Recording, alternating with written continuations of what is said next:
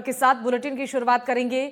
USA में Indian gang war से जुड़ी बड़ी खबर है। अमेरिका में इंडियन गैंगस्टर्स के बीच गैंगवार हो रहा है। लॉरेंस गैंग के 2 गुर्गों के मारे जाने की खबर है। बलजोत और जस्सा नाम के गुट ने जिम्मेदारी ली है। सोशल मीडिया पर पोस्ट कर इस हमले की जिम्मेदारी ली है। हत्या की जिम्मेदारी स्वीकार करते हुए लॉरेंस गुट को धमकी दी गई है।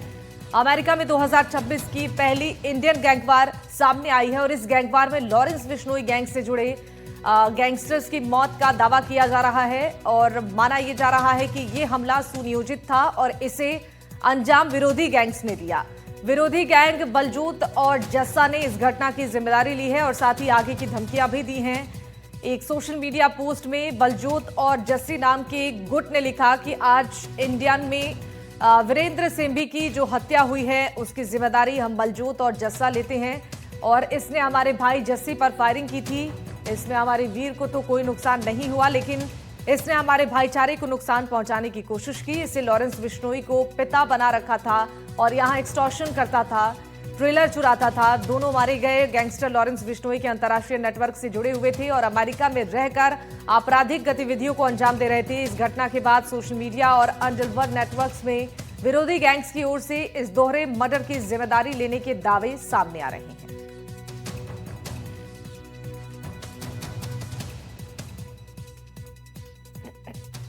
भारतीय मूल के 2 गैंगस्टर्स के बीच ये गैंगवार की खबर है। अमेरिका में इंडियन गैंगस्टर का गैंगवॉर देखा गया है। लॉरेंस के गुर्गों की हत्या का दावा किया जा रहा है।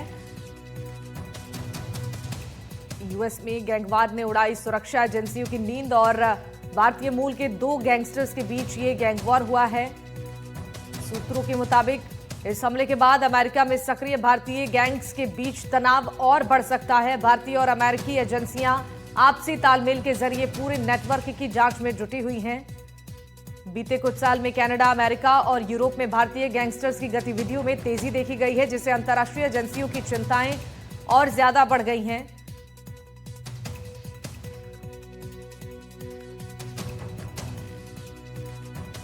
इस घटना के बाद से सोशल मीडिया और अंडरवर्ल्ड नेटवर्क्स में विरोधी गैंग्स की ओर से इस दोहरे मर्डर की जिम्मेदारी लेने के दावे भी सामने आए हैं। हालांकि अभी तक अमेरिकी कानून प्रवर्तन एजेंसियों की ओर से मृतकों की आधिकारिक पहचान सार्वजनिक नहीं की गई है, लेकिन भारतीय खुफिया एजेंसियां इस घटना को लॉरेंस बिश्नोई के इंटरनेशनल क्राइम नेटवर्क से जोड़कर देख रही हैं।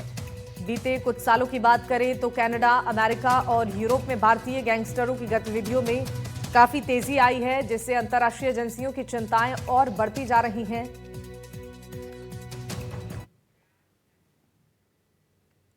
भीलवाड़ा